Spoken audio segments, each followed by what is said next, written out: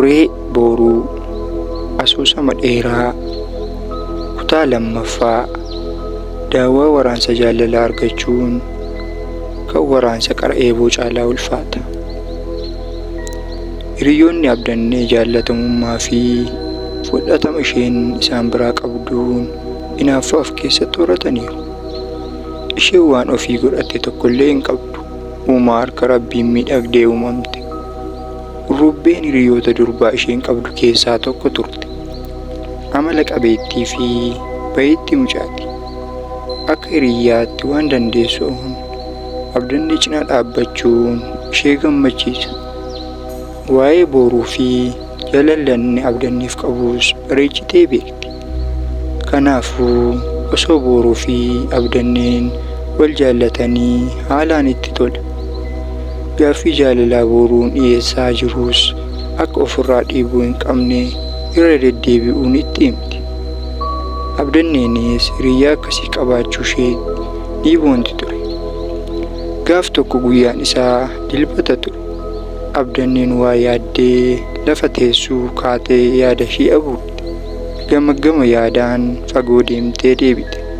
Mura wayiis keessa isheetti bilcheessitee bilbila ishee fuutee ergaa yookaan meesejjii ta'e namaaf ergitee ofii huccuu dura uffattee turte ofirraa tokko yaasuun uffata qabdu keessaa filachuun fuullee dura ishee jiru dura dhaabbachuun dabareedhaan uffattee ofirratti ilaalaa erga turtee booda naaf ta'a jettee uffata harmee ishee yeroo ayyaana irreechaa bittee fi sana ofirratti ilaalaa mana shuuf jettee baate. Abdannee na eegi maaloo eessatti addeessa barii bahee fakkaatti qajeeltee ta'a. Har'a waan asirratti hin beeknee fi dhaga'ee hin beekne wayiin arguuf deemaa. Afachu maalidha akkas bareeduun kun jettee kan fuuldura dhaabbattee qalbii abdannee cabsitu hiriyyaa ishee jaallanneedha. Biqiltuu muruuf qottoonni qarama. Jaalala doomsee gadachii hambisuufis qottoonni hinaaffaan ni qarama. Hinaaffaan amala badaa jibbinsa dhokataa keessoo garaa namaa keessatti wal horudha. Gama kaaniin hinaaffaan miira tattaaffii fi miira injifachuuf si'ooma nama keessatti uumudha. Hinaaffaan gosa qaba. Hinaaffaan jaalalaa, hinaaffaa jibbaa gosa hinaaffaa hariiroo qaamota waliin qaban gidduu jiruuti. Hinaaffaan tattaaffii, hinaaffaan doomsanis jira. Kunneen ammoo gosoota hinaaffaa hojiiti. Milkaa'ummaaf bu'uura ta'aniif akkuma kanneen milkaa'ummaa namaa duubatti deebisuuf irree ol kaasaniiti.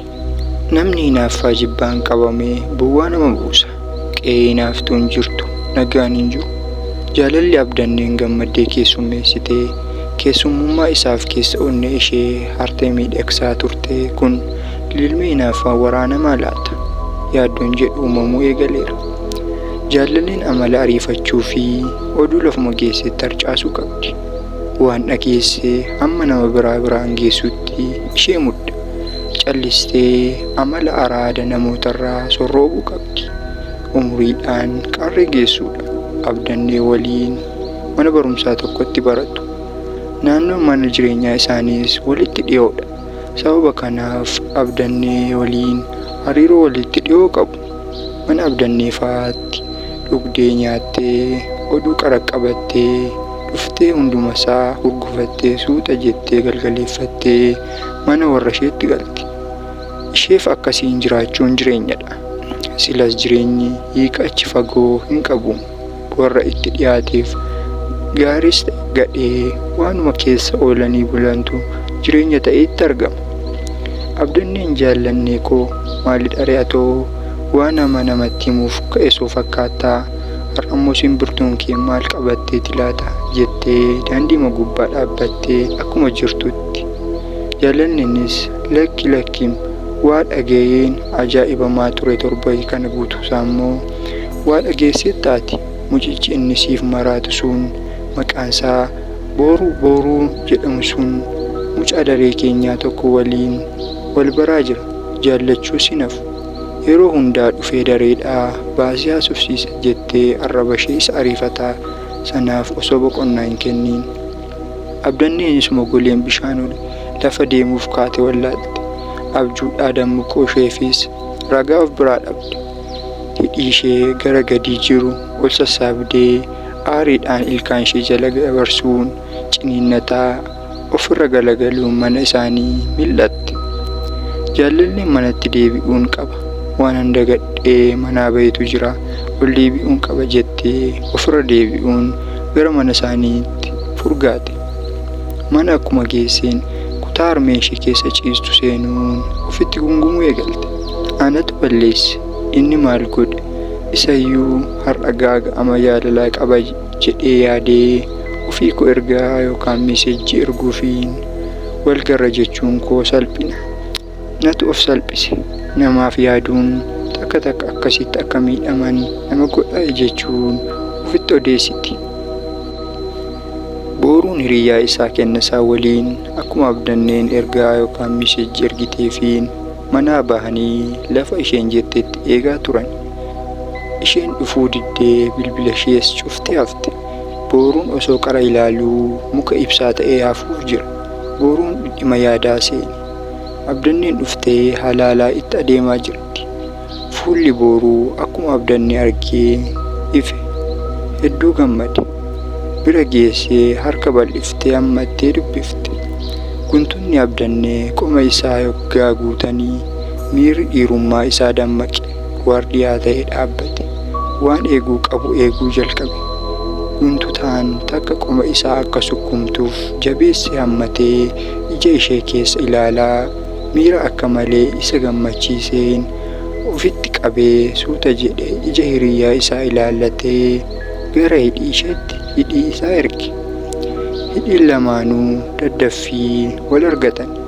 Dabaree dabareen wal ermuu jalqaban. Aannan otoo hin taane damma caalaa kan mi'aawu dhangaa jaalalaa walirraa qooddachuu itti fufan. Mataan guntuta ishee qara mutaa caalaa isa waraane. Keessa qaama isaa fiigee hollachiisee ho'ise. Harka isaan guntuta ishee qaqqabee ija isaas gootee ilaalteen gaafa kana daranuu gootummaan miira keessoo isaatti dhaga'ame. Suuta jedhee mataa guntuta ishee qubaan irra adeemsisee tuttuqe. Sagalee laafeen booruu koo dhiisikaa jetteen. Suuta jedhee gara hidhii isheetti dhungachuuf qajeele. Alana takkaa dhumaan ija isheen nyaara ni maraattee meedaa keessa karaarra jirraamu. Gaafa jettuun utaalee dhiisee irraa siqe. Takka dafeen yaada isaadhaan jiru keessaa bahee kan olii marti isaa yaada ta'uu dhugaa kan hin taane ta'uu yoggaa baruu daranuu aaree abdanneen ammallee hin dhufne. Saatiin beellama jaalallee dachaadhaan dabala adeema. Kan sa'a tokko guyyaa tokko caalaa ulfaata. Nama mudda. Sa'a dheeraa waan dhaabbatanii eeganis namatti fakkaata. Iji beellama jaalallee ofii lafaaf nama hin argu.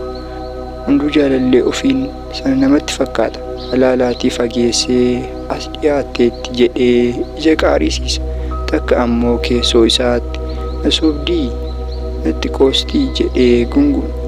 Abdanneen koo ergaa naa keessee narraa haftii jedhee illee inni yaadu. Miirri koo keessa ishee jiru akka isheen narraatii fagaattu hin taasisu.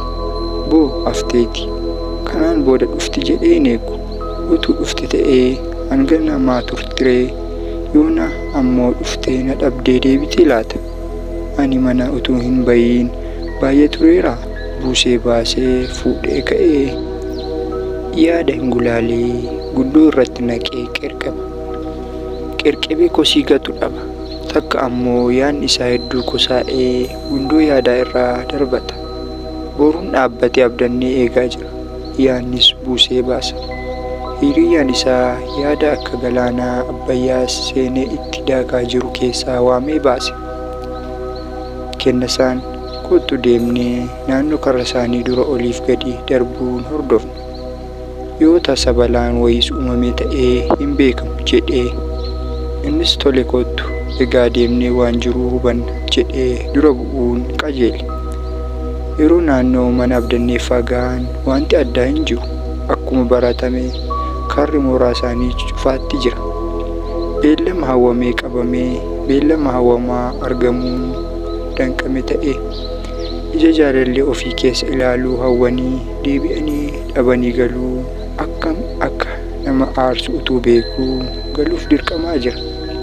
Guntuta qaqqabuu dheebotee miira jaalalaa dhamdhamuuf dharraa ta'e harkaa fashalaa'ee deebi'ee galuuf adeema. Abdanniin hammattee harka jaalalaan sukkuumuu guntuta ishee irraa quboota isaa adeemsisuu dharra'ee ammoo argachuun ulfaatee qabduu jaalalaa yoggaa eegamee hafuu garaa isaa hammeessuu hin oolle. Ammoo booruu waan gochuu danda'u kanaan booda galuu qofa. Maaliif laata? Maafte? Maaltu mudate? Moo maal dhageesse? Maal immoo jedhanii laata? Maaltu sababa ta'e jedha. Booruun waan hundaa hiriyaasa kennasaa waliin erga xuwwaaressee booda yaada cabuun fuulasaa gara mana isaaniitti qajeelche. Kennasaa waan hundumaa gorsa fedhee deemaa manaan gale. Erga guyyaa sanaatii bilbilli abdannee guyyoota 3 cufaa ture. Booruun lafa deemu hundaatti bibirrataa socho'a. Akka waan ishee arguu ijasaa gara ilaaluu baay'isa. Qarree bareedduu halaalatti yeroo argu garaan isaa rifannaan isa watwaachisa. Jiruun jaalalaa akkas nama wallaalchisti, akkas nama barsiisti. Mil'uu ishee argannaan namoota baay'eetu itti gammada. Warreen jaalala isaanii gidduu humni buute isaan rakkistu ammoo dhamdhama jaalalaa wal dhowwuun dhiphinaa fi gooliin wal jiraachisu. Jaalala keessatti furmaanni waan hundaa wal dhaga'uudha, gurra waliif kennuudha. Itti fakkeessuu fi of tuulummaa hir'isuun qabbana jaalalaan jiraachuun ni danda'ama. Guyyaan roobiidha. Sa'aatii laaqanaa booda ture. Ergaan yookaan meeseejiin bilbila booruu waccisiise sun misraachoo inni akka bilbilee abdannee argachuu danda'u addeessu ture. Booruu waan arge dhugeeffachuuf hatattamaan dafee gara bilbila abdanneetti yaale. Bilbilli ishees ni waame. Innis onnee isaa kirkireen sagalee qaratee qophiitti jira. Heloo eenyudha? Abdanneen bilbila dhiistee manaa baatee kan jedhan harmi abdannee aadde tola ishee turte. Booruun afaan isaa luugamaan xaxamee hafe. Bilbila isaas dafee cufate. Sana booda dhagaa guddaan wayii karaa isaanii dura jiru tokkorra gad ofirra taa'ee yaadaan imaluu eegale. Hadoochaa jaalalaan hadoodee waan danuu yaaduu eegale. Ati maaliif rakkatta? Abdanneen kan kee miti. Nama waaqni sii kennee gara biraa barbaaddadhu. Abdanneen kan nama biraa taatee jirti. Kanaafuu sirraa fagaatte. Atis akka jaallattu haalaa yoom itti himaa turte? Amma abdanneen nama sii caalu argatteetti. Ayyaa miidhagina ishee ammoo deemtu kan lafa bareechitu. Kolfi ishee garaa kan nama ga'u. Haadha amalaati bara. Miidhagduu nama toltuun shamaraa akka sirkaa baatu baay'ee sitti dhaga'amuu qaba jedha yaadni booruu tokko. Kaan ammoo yaadni isaa tokko atakaroo qaba. Siifaan kanuma keeti. Amma haalli ishee rakkisaa ta'u mala. Rakkoo irra ga'e addaan baafadhu malee isheen sumaaf uumamte. Akkuma addaamiif cinaacha keessaa waan hin baaseef siif immoo cinaacha kee keessaa siifan fudhatamteetti jedha. Taa'ee yaadaan sararee haqa. Haqee kataba. Katabee haqa. Utuu jiruu gidduudhaan bilbilli isaa waamicha dhageessise jennaan hirriba yaadaatti dammaqee fuudhee kaase.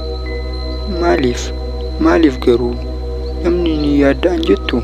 Gaafan sagalee kee dhabee guyyoota 3 mitiitii sa'aatii 3 natti iyya keessi koo.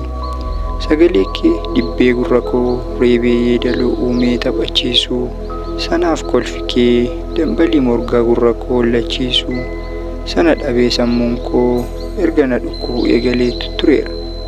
Maalan si balleesse kan akkasitti yaadaan akka rukutamu kan gootu siifan koo jedhee hubannaa fi waan ishee yaadaa ture sana himeef. Isheenis waan dhageesse sana hundaaf akkaataa itti manaa baatee daandii gubbaatti ofirra deebi'uun manatti galte hundaa seenessiteef. Booruun waan dubbatuu fi waan jedhu dhabee Shira shirame sanas walii masaa wallaalee safuu jaalalaa cabsuu yaale. Siifan koo xiqqoo na hubadhu waan jedhamee fi godhame hundumaa keessaa harka hin qabu. Namni jaalala nu gidduutti biqilaa jiru hinaafuun malti addaan nurratti ijaaraa jiran jiraachuu malu. Sana yeroon ofiisaayyuu ni hubachiisa. Ati garuu itti yaadi. Dhuguma dhugaa dhugeeffadhu bari. Jaalalan siif qabu aniyyuu ammasaa hin beeku. Rabbi qofaatu beeka.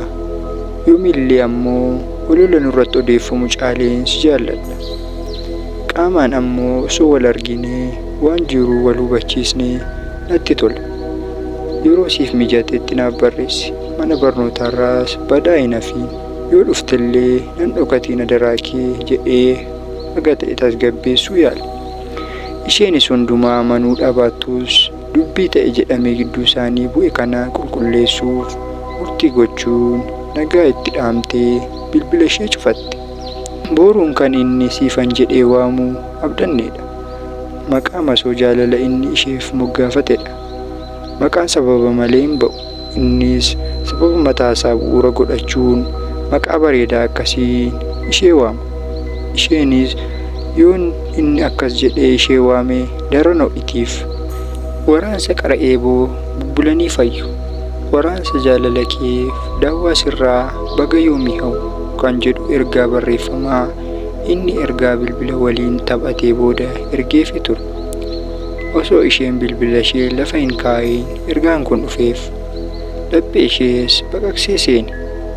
Daawwaa waraansa jaalala argachuun kan waraansa qara eeboo caalaa ulfaata. Abdanniin jaalala keessaa nama jiraachuu feetudha. Sababiin isaas umuriin ishee keessa jirtu waan sanaaf mijatuuf.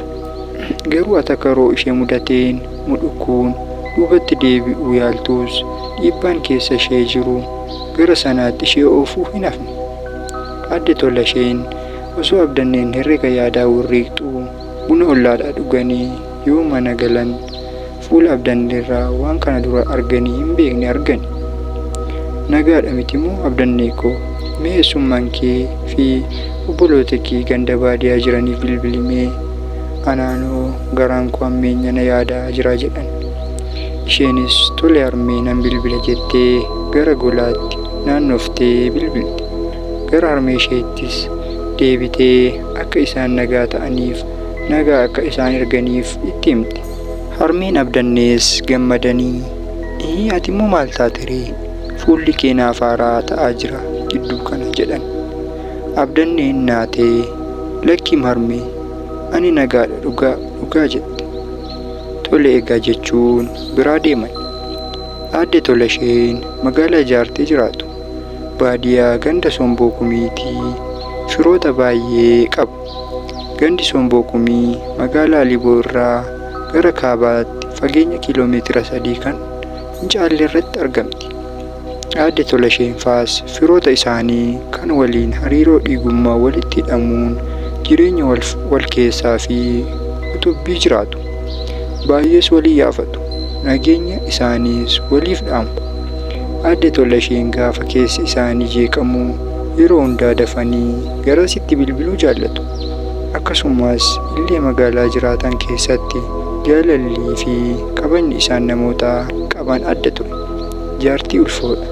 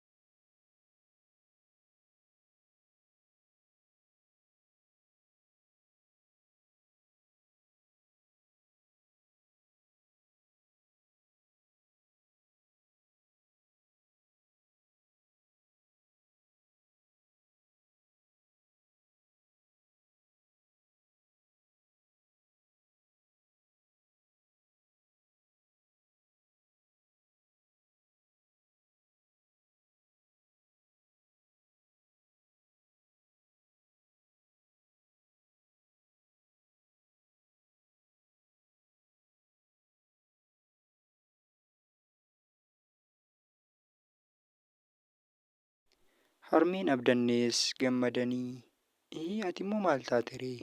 Fuulli kee naaf haaraa ta'aa jira gidduu kana jedhan.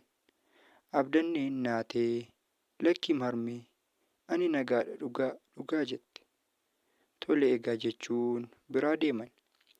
Aadde Tolasheen magaalaa ijaartee jiraatu. Baadiyyaa ganda Somboo Kumiitii firoota baay'ee qabu.